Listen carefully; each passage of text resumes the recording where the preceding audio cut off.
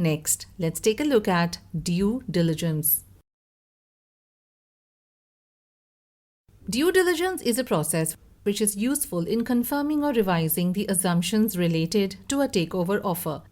It is conducted when the target is an unlisted private company or a subsidiary of a large group of companies.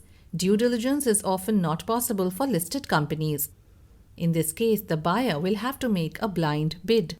Let us see how the offer is made on the next slide. Click here.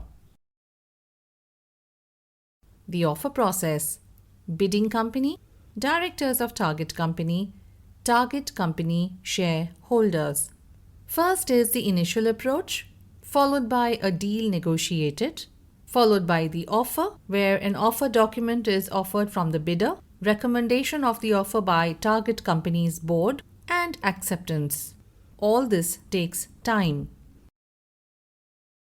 The offer document.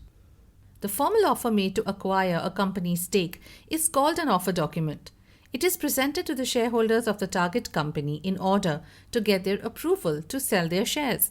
This document needs to provide the commercial justification regarding the acquisition as well as the acquiring company's intentions with respect to the continuation of the employment for the employees of the target company.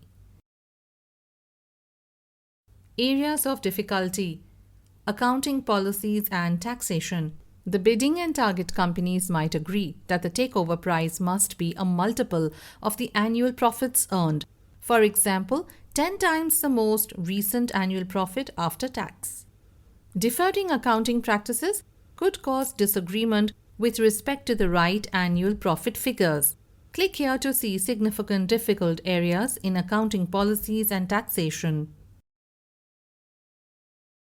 Areas of difficulty. Number 1, the depreciation rate charged on fixed assets. Number 2, provisions related to doubtful debts. Number 3, accounting treatment regarding goodwill. Number 4, salaries of directors and other remuneration. Number 5, policy on stock valuation. Areas of difficulty: warranties and indemnities. If the takeover target is a private company, the bidder might ask the seller for certain warranties and indemnities. The nature and scope of these warranties and the consequences it brings, if there is a breach of any condition, must be agreed to between the two parties beforehand. Let us see what is warranty and indemnity in the next couple of slides. Click here. Warranties. A warranty is a form of guarantee wherein the vendor gives an undertaking to the purchaser. In the event of a breach of warranty, the purchaser has to prove the seriousness of the breach committed, which would then qualify the purchaser for any damages or compensation. For example, a private company's directors may say that any financial information that was supplied to the vendor gave a fair view of the financial position of their company at the time. Let's look at indemnity. An indemnity is a clause that reinforces a warranty by eliminating the onus on the purchaser to prove the occurrence of a breach. For example, if a company is to be taken over, its potential liabilities need to be identified and assessed. The bidder might demand a promise from the seller that a potential liability will not exceed a certain threshold, or an indemnity from tax charged over a specified amount.